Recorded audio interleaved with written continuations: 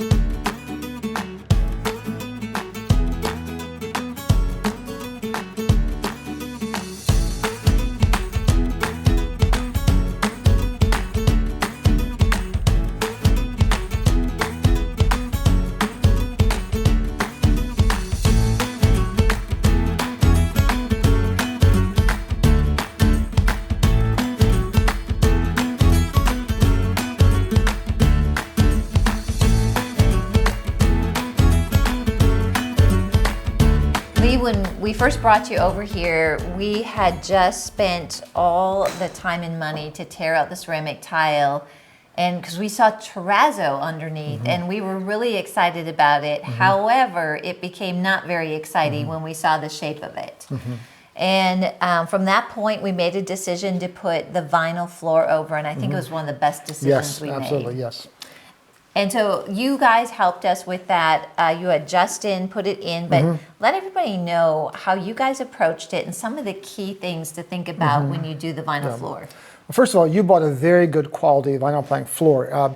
If you're a homeowner, you can find it really cheap, and the lips snap together. It can crack off. It can be really bad. So you want to buy a good quality product. Don't go for cheap. It's very hard to put in. Everything, the lines are straight. It's snapped in beautifully together. Yep. So first of all, buy a good quality product.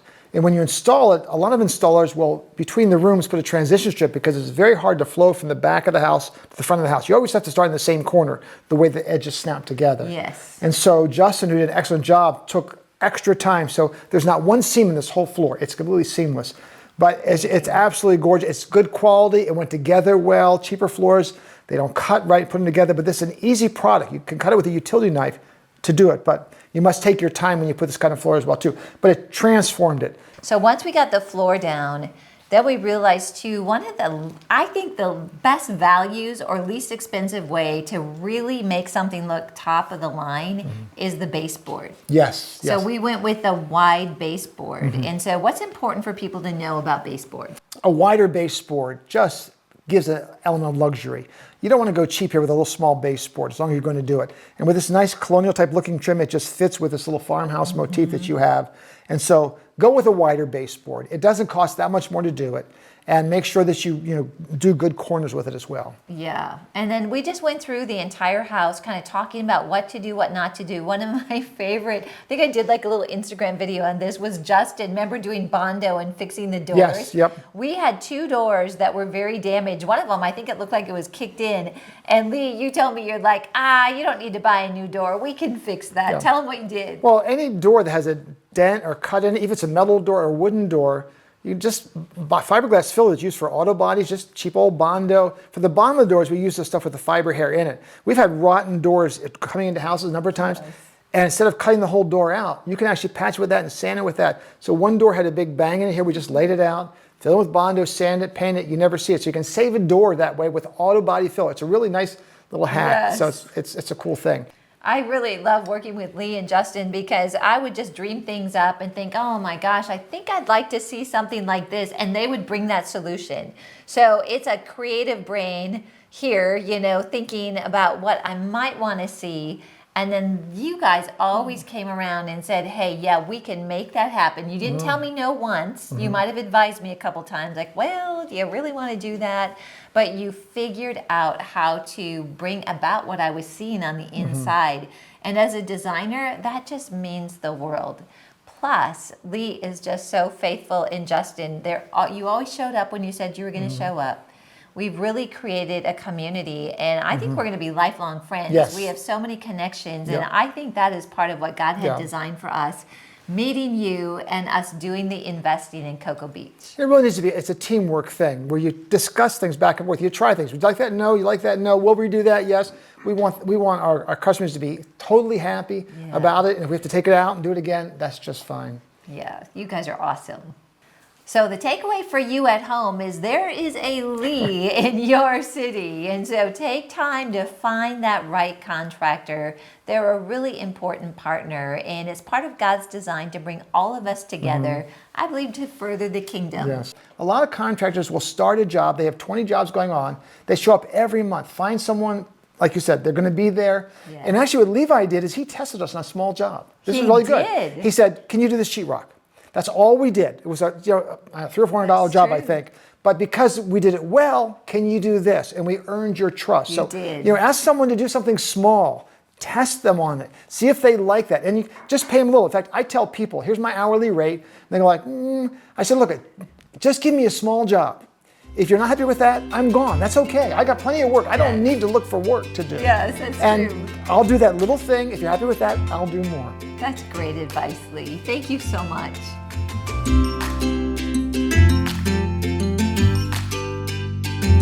So when I first looked at this house, one of the, we'll call it a design flaw that was in every room of the house is all the ceiling fans in the bedrooms and the family rooms. The cord was just basically dangling from the ceiling down to an outlet. And the houses in this time period all have plaster walls, which are a lot more difficult to patch and run electrical wires through than sheetrock. So we have a great electrician which cut a ton of tiny little holes and fished all of the electrical wires in almost every room of the house to the outlets to get those cords in the wall. And that's one of the advantages of completely retexturing a house is you're able to make a bunch of those holes, patch them, and then just do one coat of texture in the entire house to mask all of those patches, which is what we did. And that solved a major issue in this house from getting all those wires in the wall.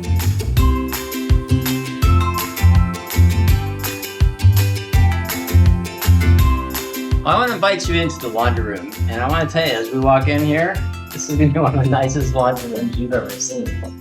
This particular laundry room started off as a bit of an eyesore, and Karen had this great idea of taking this large space and creating a couple areas. So the first area is the washer and dryer, and we got the washer and dryer here. This wall was added. Before, this was just straight, you could see it. Now there's a wall here that blocks the washer dryer view. And then as you sweep to the right here, this was also open. This wall is completely new. This was a hot water tank.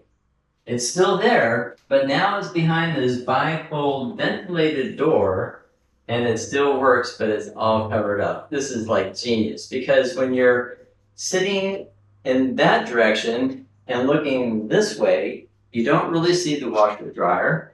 You don't really see the hot water tank. And you're here in this enjoyable space.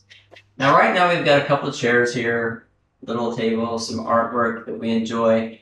But what's going to go in here is two more things. We're going to put in some of the weights and workout items that we use while we're just kind of keeping tone and fit.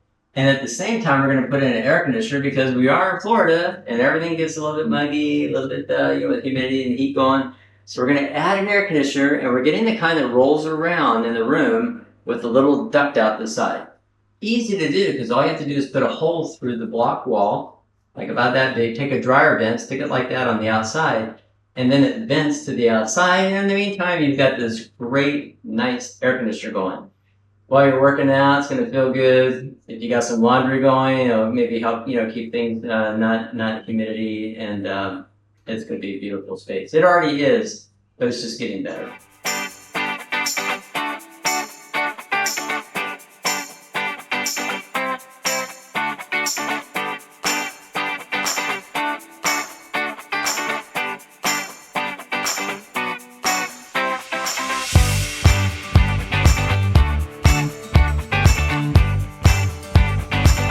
So to calculate construction costs, usually I use a very simple formula, and this is, and don't think that this is a good number for your market or for your contractors, but cosmetic repairs usually around $50 per square foot, which is pretty high, but we're in Florida, and there's some pretty strict code items that come with being on the beach that make it that much.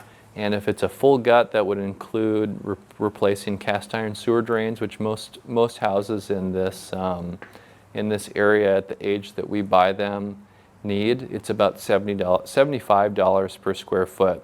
So that gives me a rough number for how much the construction costs are going to be at this house.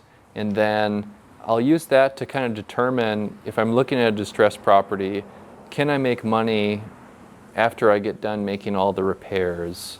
I'll use $50 or $75 depending on the state of the property and what it needs. And then before we close, I'll double check my work, and I'll actually go through and itemize each trade and how much it's going to cost. And now we've done enough of these where we have a really good idea of how much different line items cost. And it usually ends up falling in that $50 to $75 per square foot range.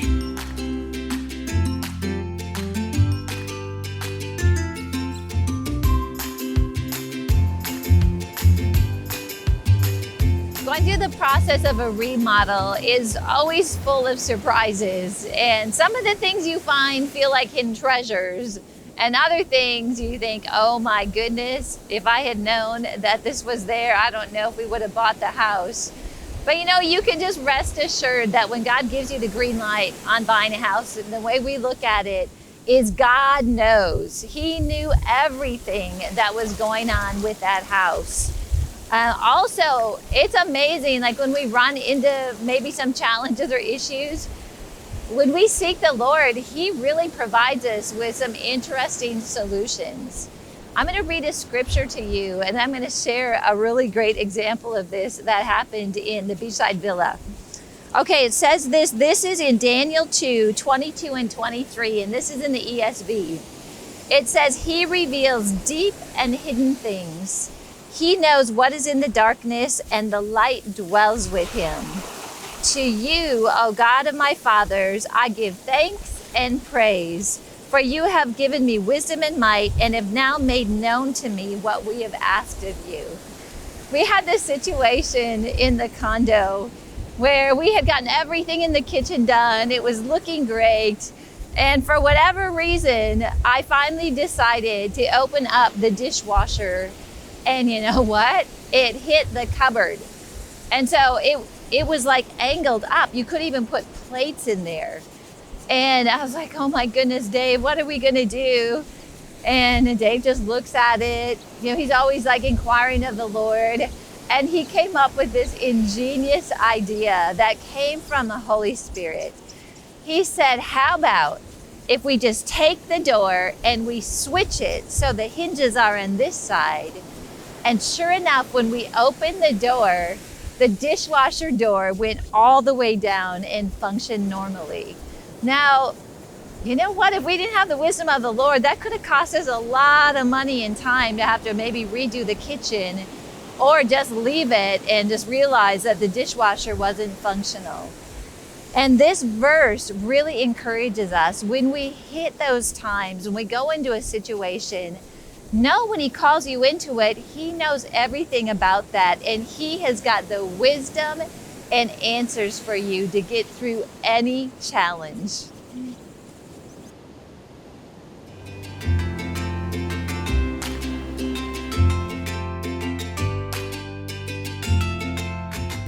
We bought the condo, but we had to get it ready to rent. So let's head over there and I'm going to show you some of the things that we did.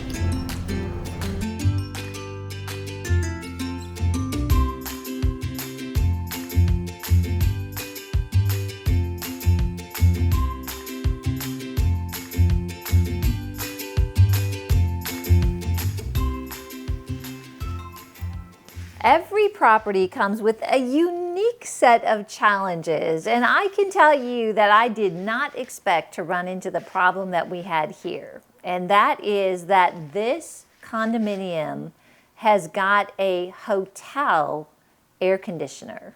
And I did not like the look of that, and I didn't know what we were going to do because it's too expensive to actually add a split unit, and we just ran out of viable options. So Justin, the guy that does a lot of our work, he's our handyman, he helps us with a lot of projects, said, you know what, I have an idea for you.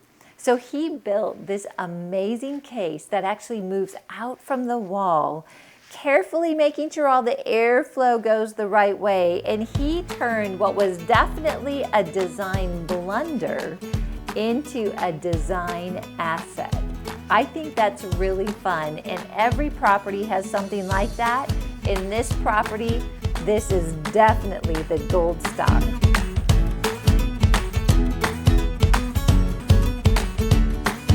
So many times in a project you get into something and it's important the people that you know and the relationships that you establish, because they have expertise they bring into the project. So we had a situation where we wanted to replace the doors in this condo.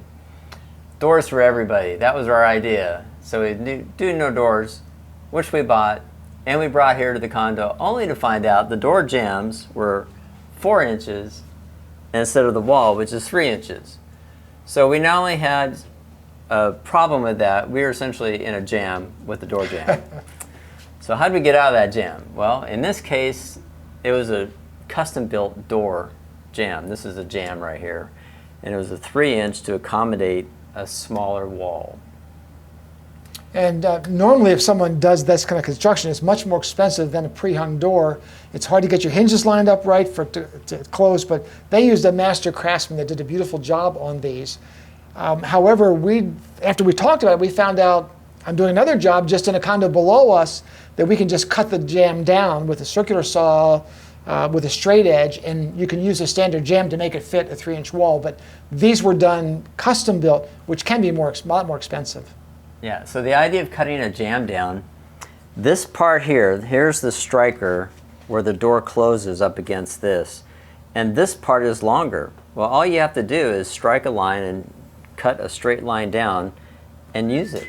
Just make the jamb not as wide, and then when you put on the trim, you can't even tell. Turns out beautifully. You know, when you do remodeling, you'll always find things and you'll say, what am I going to do with this thing? And this shower door is very interesting because this used to be a double sliding door. Someone took the door, made it a single door, but right here, there was this large handle. And you're sitting in the toilet and there's this handle that's here. And so Karen said, what am I going to do with that? Can I just put a little blank in here? And I was able to take it off. It took a hacksaw to cut it off. But I found these actually at Amazon, and I found they were black. They're actually they're door handles where you actually would slide a door. But we didn't want a handle here, so we reversed them. A lot of stuff we do is design build. You figure it out as you go along. So I reversed it and then you have the knobs on the inside. And actually, if you have one of those little scrunchies that you wash yourself with, or a washcloth, you can hang them there. So it was a perfect solution to a big problem. But it took really weeks of researching, going online, how am I going to fix this thing for her? And then we found the solution of all places on Amazon to buy these little handles here. So as a homeowner or an investor, when you remodel, you'll see things that maybe you don't like, but will cost so much money that you just keep them. And that was a decision here in this particular bathroom. We have this tile here that doesn't really match the color of the house that well, goes all the way to the shower. It's good tile, well done. If we would tear this out and put new sheetrock and tile, it'd be thousands of dollars. So it looks nice. It's not exactly what the owners would like, but it still looks very, very nice. So you have to make a decision. You can't do everything, but you can still make it very nice. And that was one of the decisions that was made in this particular bathroom. When you remodel a bathroom, the vanities are almost always bad. Water gets on them, wood separates. So then you want to replace your vanity. You have options to replace that vanity. You can have a very expensive one. You can have a granite top, very expensive fixtures. But this again is a Lowe's vanity. It's not very expensive. I guess $500 around that area. You get the undermount sink, very nice. You get the top with it, very nice. You get the backsplash, and it looks good. And this drawer is very interesting because it actually has a little drawer around the outside because it goes around the plumbing that's in there. So this particular model is very nice to give you a little extra space. If you have a small bathroom like this, it works out very well.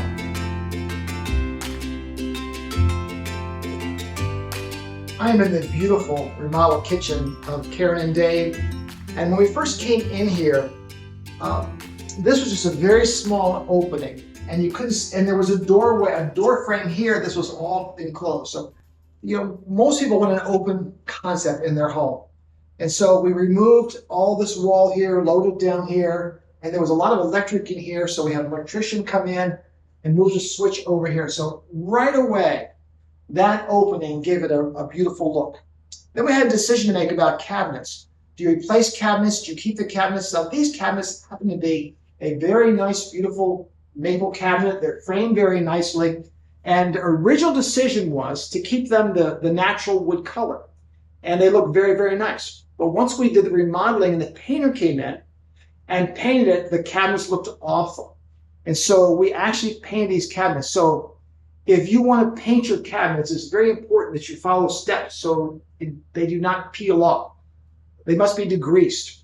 We also use what's called a bonding primer, and that helps the paint to adhere. So these cabinets actually had 2 coats of bonding primer on them, 2 coats of the alabaster paint on them, and they really came out spectacular. They look like new cabinets, and now they blend in. So do you replace cabinets? If they're bad, if they're old, if they're cheap, replace them. But if you have something nice, you can keep them and paint them.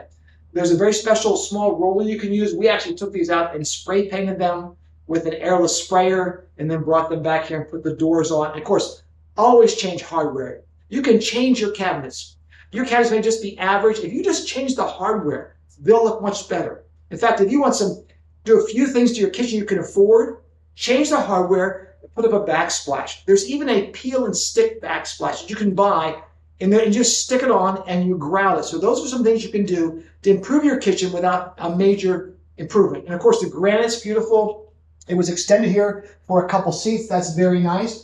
The range was good, so we kept the range. The refrigerator is new, was added. And of course, a very nice backsplash and a new sink. Undermount sink is always very nice with new fixtures. So this kitchen just looks brand new, even though the cabinets were here and we redid them. We replaced these cabinets. You may be spending $3,000 to $5,000. The total labor and everything with the paint was about $1,000. So you saved yourself, you know, what, $2,000, $3,000, $4,000 by painting your cabinets if you have a good cabinet to begin with. Or if you can't afford to replace your cabinet, then you may want to paint them in the meantime. We'll just replace your doors. But really, the door is the most expensive part of a cabinet. So you're not going to save a whole lot of money by a company that says, hey, we'll give you new doors, we'll paint the rest. I think it's just better to just replace your cabinets. But look for a contractor to do your cabinets that's well known. Ask other people around, get some references for them, and make sure you know all the costs up front. And they could sell you a super cheap cabinet or a very expensive cabinet. So you want to look for a good drawer with a dovetail joint in it. These doors right here. This is a very beautiful dovetail joint. Shows a sign of a good drawer that are there. You want solid wood construction on your sides of your cabinets like this is. A lot of them are fiberboard. So these were good cabinets here, and we have just refreshed them and they look brand new. So your contractor may say, I'll do cabinets for $3,000 or $10,000. You want to make sure you have a good quality cabinet. Most people today, when they have light fixtures or they have door handles, it's all a brushed nickel. That's the most common thing. And of course, the industrial look is kind of here, so a lot of stainless steel, like with our appliances. And of all the things that I've done, I've never done black. And so when Karen wanted black and black door knobs and black light fixtures, to me, it was like an incongruent thing.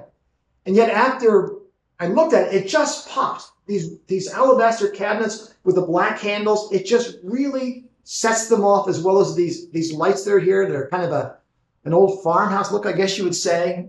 But they just, and with all the white, the black just looks spectacular. It was a great, great idea. One of the key issues of remodeling this condo was the flooring.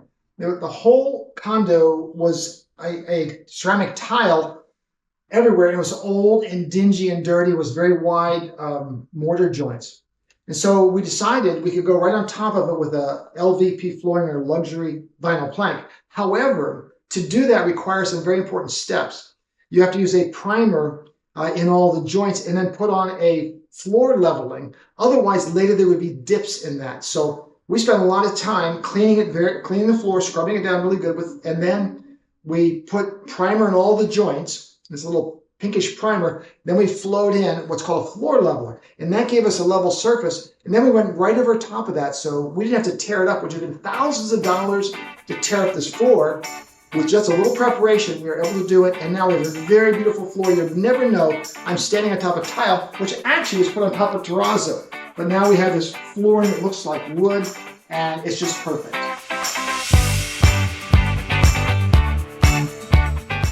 Today it's so popular to mount a television on the wall.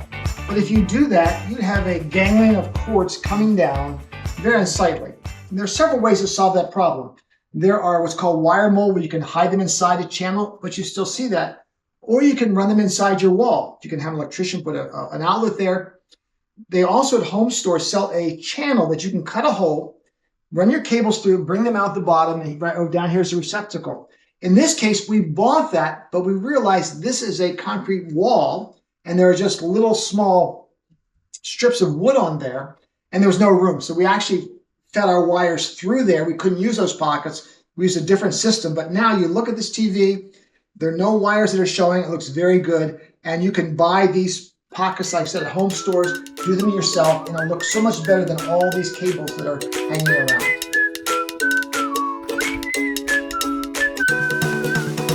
Dave, I didn't realize where cockroaches live and how they start to come out of places when you don't use bathrooms, which you don't during a remodel. Oh yeah, cockroaches live everywhere. And we were having La Cucaracha parties at our residence. We were at the coastal farmhouse. Yes. And they were just coming out of the bathtub drain. Like, oh my goodness. I was going before you and killing them. So Yeah. that you're like, ah! So when I came in, they were all cleared out. That's right. I think one of the funniest was in the beachside villa in the condo. Like they were starting to come out of the area where the toilet was because we were replacing toilets. Yes. And you were trying, I don't know what you were doing that day. You were doing something goofy in there. Oh yeah, it was a party. So we had the toilet off. There's a big hole in the floor. And all these pipes are connected, Yep. and the cockroaches are coming from all around. Just like, hey, there's a condo There's party. an open space up in 11. Let's do it. And I had my shoe off, just smashing it. They go, come on out, smack. It was great. Oh my goodness. I was having fun. We've got those under control now. Yeah, but then they caught on to it. They're like smart. I mean, They they are. like hide. They're like, whoa, the guy's hitting us. Yeah, then they disappeared. They disappear and they wait for you to like leave the room, and then they.